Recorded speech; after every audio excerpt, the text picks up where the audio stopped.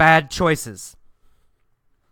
Dear Dr. Tracy, I am a 33-year-old divorced woman with 4 kids. I was married for 12 years and have been divorced for approximately 3 years. I met my new boyfriend during my divorce. We hit it off and have been together ever since. He is a 44-year-old divorced man. When I met him, he had been divorced for 2 years. Well, I met his ex-wife, and she seemed to be an okay person. What I found out 3 months into my relationship with him was that he was fooling around with his ex-wife again, who also at this time had a boyfriend of her own. I figured that since I did not have a committed relationship with him, I had no place to say anything. The problem is, it continued further into our relationship, up to the point when I found out I was pregnant.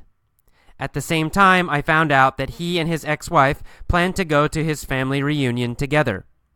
Of course, before all of this, I drove by his house one night and saw her car parked outside his home. The excuse I got after all of this was that they were considering getting back together. I thought it was very funny that as soon as she met me, she found interest in him again. I guess my issue is the fact that I'm now still in this relationship.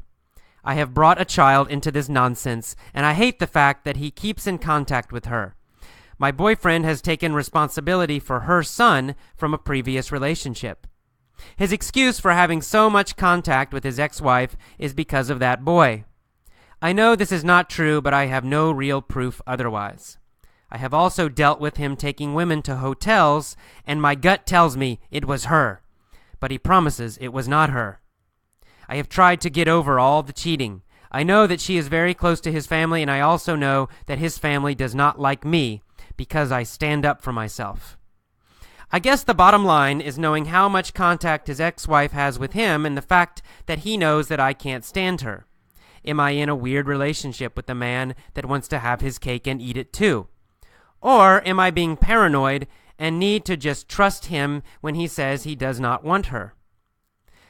I have never had so much animosity towards 2 people in my life. I do love this man, but I feel like I have put myself back in an unhealthy relationship with a man that is trying to lie to me. To be totally honest, now that I have his child, I even hate the fact that he helps her son. She never has to ask for anything regarding that boy, but I have to constantly remind him when our son needs something. He does it for the other boy without thinking, but my son is a second thought, even when I have said, "Look at your son, he is in dire need." I was married to a cheating man and hooked up with another cheating man. I wonder if it's just my bad choices in men.